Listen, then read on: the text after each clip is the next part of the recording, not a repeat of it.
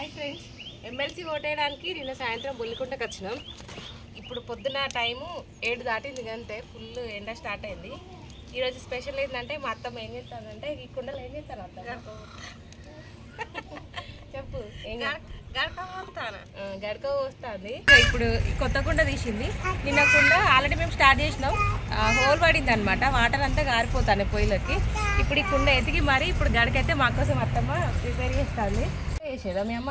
మా అమ్మ గడక వాళ్ళ అమ్మ మా బాపమ్మనే, అంటే అత్తమ్మ వాళ్ళ అమ్మ మా మేనత్త అనమాట. మీకు తెలుసు కదా చాలా మందికి. ఎన్నిసార్లు వేసేది? ఒకసారి గడక పోసేది, ఒకసారి సాయంత్రం రొట్టె చేసేది, మధ్యాహ్నం అన్నం తినేది. రొట్టె కూడా ఇదే వేసేదని పిండి, గడక పిండితో గడక వేసుకోవచ్చు, రొట్టె కూడా చేసుకోవచ్చు. వీలైతే అది కూడా చేయమన్నా అత్తమ్మను, కొంచెం నిమ్మలో ఉంటే. లేదంటే మళ్ళీ ఎప్పుడన్నా చూపిస్తా. రోజుకి ఒక్కసారి అయితే ఖచ్చితంగా తినేది గడక. చిన్నప్పుడు మా నాన్న కూడా గడకపోయి అనేది. ఎండాకాలం వచ్చిందంటే మాకు బర్రె ఉండేది కాబట్టి పాలు తోడేసేది, ఫుల్ పెరుగు ఉండేది. గడక పోస్తే ఇంకా గడకలో పెరుగు వేసుకొని మస్తు ఇష్టంగా తినేటోడు. ఈ ప్రాసెస్ కొంచెం కష్టంగా ఉంటుంది. గడక అంటాను అని నాకు అంత అర్థం కాకపోయేది. ఎట్లా తింటారు ఉండేది. కానీ అప్పుడు మనకు తెలియదు కదా వీటి బెనిఫిట్స్.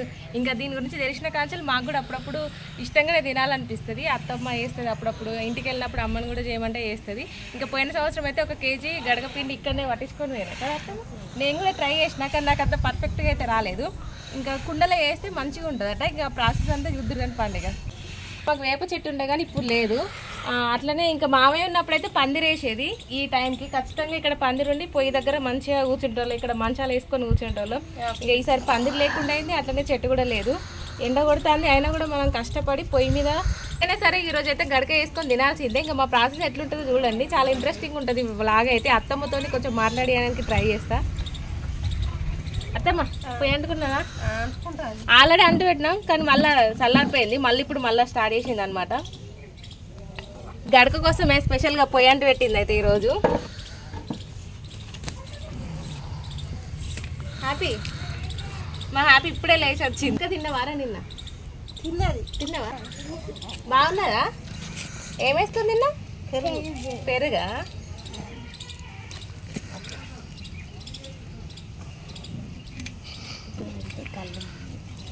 ఇప్పుడు అత్తమ్మ మా బాపమ్మ అంటే అత్తమ్మ వాళ్ళ అమ్మ 90 years బతికింది. మనం చాలా వరకు పాతకాల ముసలోళ్ళు అంటాం.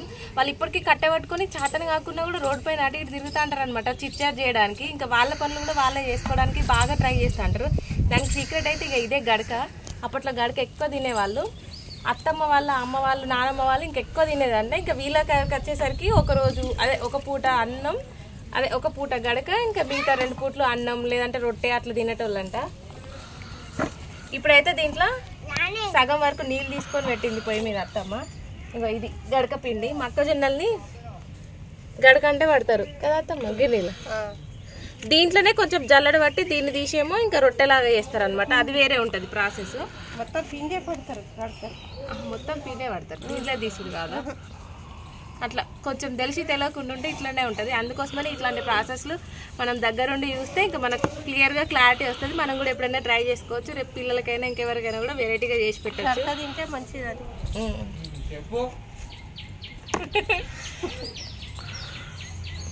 గడక రొట్టె తింటే గడకగా మంచిగా ఉంటారు, గట్టితరంగా బలంగా ఉంటారు అన్నట్టు. గడక మరి గట్టిగా ఉంటారు కదా అత్తమ్మ, మంచిది కదా. మరి చేతులు ఎందుకు బంద్ పెట్టాలి? ఎందుకు సింపుల్ గా అన్నం అన్న పెట్టాలి కాదు? మరి మీరు మీ అమ్మ వాళ్ళు అందరూ గట్టిగా ఉండాలిగా, మేము గట్టిగా ఉండద్దు. మాకెందుకు అన్నం అలవాటు చేసి? అంటే పిల్లలు ఇప్పుడు ఈ కాలాన పిల్లలు తినరా అని అన్నం అలవాటు చేసినాం. అంతేనా? అన్నం ఈజీగా తినేది కావచ్చు. గడక చేయడానికి అయితే మెయిన్గా కావాల్సింది మనకి ఇది దువ్వనేనా? పప్పు దువ్వ, అదే దువ్వనే. తెలుసు దీని గురించి, కానీ ఇంకా తెలియని వాళ్ళు కూడా ఎవరైనా ఉంటారు కదా, ఇది చెప్తాను. ఇది పప్పును మనం అదుముకోవడానికి వాడతాం కదా. ఈ గడకకైతే ఇది మస్తు యూజ్ అవుతుంది. అదే కలబెడితే మంచిగా లోపల అంతా పిండి గడ్డలు కట్టకుండా మంచిగా వస్తుంది. సరే 2 గ్లాసులు అవుతుందా? 2 గ్లాసులకు తక్కువ ఉంటుంది. దీంట్లో సగం వరకు తీసుకున్నాం. కింది కనుక కుడుకులాగా ఉంటుంది అన్నట్టు.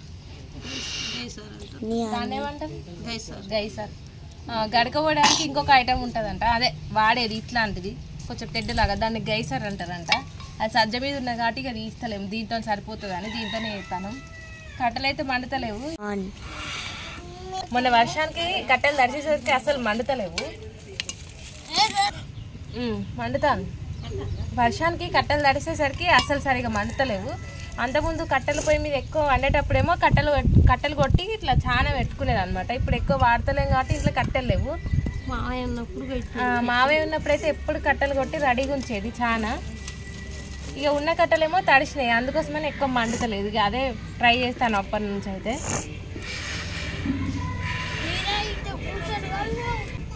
మీరు నీడకోల్ డాడీ, హ్యాపీ నీడకోల్ రా. నువ్వు కూడా నీడకోల్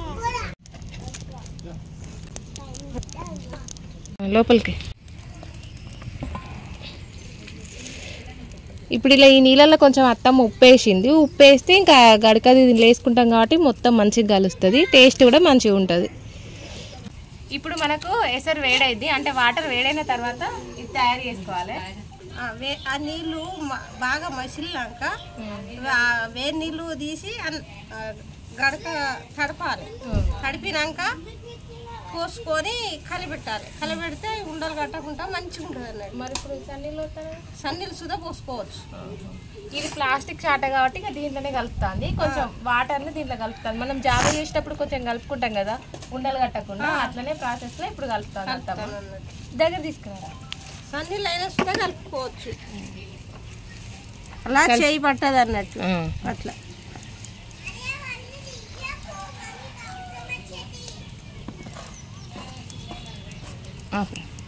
ఇట్లా లైట్గా నీళ్ళు పోసుకుంటా తడుపుకోవాలి. సరిపోతుందా? ఇంకో చాలు చాలు.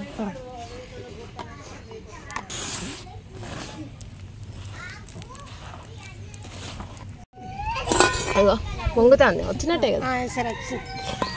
ఎసరు వచ్చింది. ఇక అత్తమ్మ చాటలు ఎందుకు వేస్తుందంటే ఇట్లా మంచిగా ఒక పక్క నుంచి పోయొచ్చనే చాటలో కలిపింది. ఇప్పుడు గడ్డ అత్తమ్మ ఎందుకు? తడిపినావు కాబట్టి. తడిపినా కదా. అదేంటిది? పప్పు ముద్ద. ఇట్లా కలపడానికి ఇంకొకటి ఏదో ఉన్నదన్నావు కదా అత్తమ్మ? గైసర్ ఉన్నది కదా, సజ్జ మీద ఉన్నది. ఇక ఎప్పుడు వాడతలేం కదా, ఇక ఇప్పుడు తీసుడు ఎందుకని ఇక దీంతోనే టెంపరీగా అత్తమ్మ వేస్తుంది. ఇది పప్పు అదమడానికి వాడతాం కదా అది.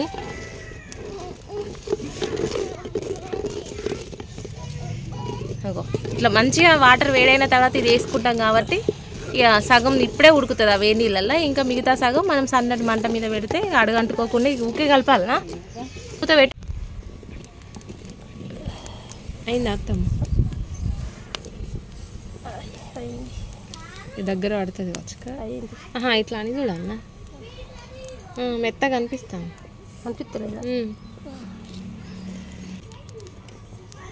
అసలు గడక వేసుడు మెయిన్ ట్విస్ట్ ఏంటంటే అడగంటకుండా అండుడే కదా. అడగంటకుండా మళ్ళా ఉడికేటట్టుగా ఉండాలంటే ఇట్లా ఏమంటారు, క్లాట్స్ రావద్దు, గడ్డలు రావద్దు అన్నట్టు.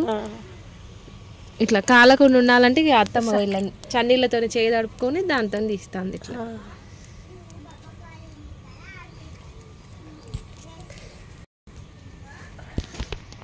ఇంకో 2 నిమిషాల్లో వేడిగా మనకు గడక అయితే రెడీ అవుతుంది, అప్పుడు చూపెడతాం.